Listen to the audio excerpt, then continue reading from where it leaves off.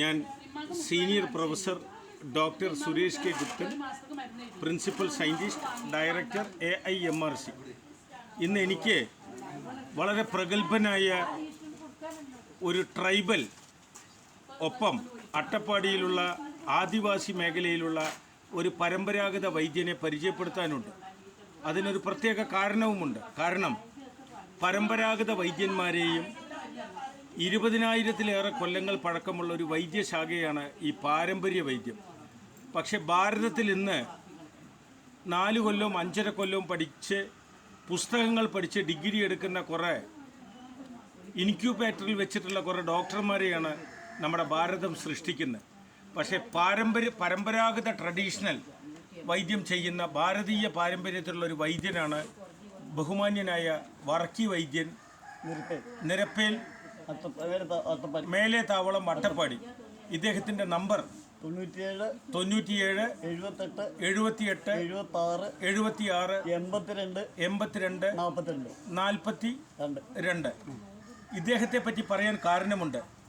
ഇന്ന് ഭൂലോകത്ത് എല്ലാ അലോപ്പതി ആശുപത്രികളിലും ചികിത്സ നടത്തി പരാജയപ്പെട്ട ബ്രസ്റ്റ് ക്യാൻസർ അഥവാ സ്തനാർബുദം, ഇത് വെറും കൊടുങ്കാട്ടിലെ ഒറ്റ മൂലികൾ കൊണ്ടും പരമ്പരാഗത ചികിത്സകൾ കൊണ്ടും അദ്ദേഹം അത് വളരെ പെട്ടെന്ന് 12 വർഷം പഴക്കമുള്ള 50 വയസ്സുള്ള 50 ദിവസം കൊണ്ട് അദ്ദേഹം സ്ഥാനാർബുദം സുഖപ്പെടുത്തി.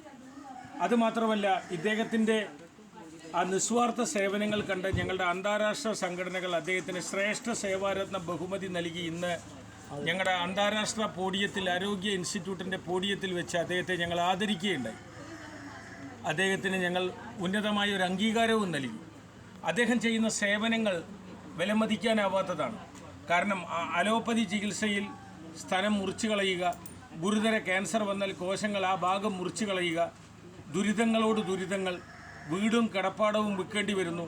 ഈ പാരമ്പര്യ ചികിത്സകൾ ഇവർ വാങ്ങുന്ന 50 100 നിസ്സാരമായ നിങ്ങൾക്ക് ഇഷ്ടമുള്ളത് തന്നാൽ മതി എന്ന് പറയുന്ന ഈ പാരമ്പര്യ വൈദ്യന്മാർ അഥവാ ട്രഡീഷണൽ മെഡിക്കൽ പ്രാക്ടീഷണേഴ്സിനെ ഇന്നും ഭാരതം ശരിയായ രീതിയിൽ അംഗീകരിച്ചിട്ടില്ല. പക്ഷേ നമ്മുടെ പ്രകൃതിയിൽ എല്ലാറ്റിനുമുള്ള മരുന്നുണ്ട്.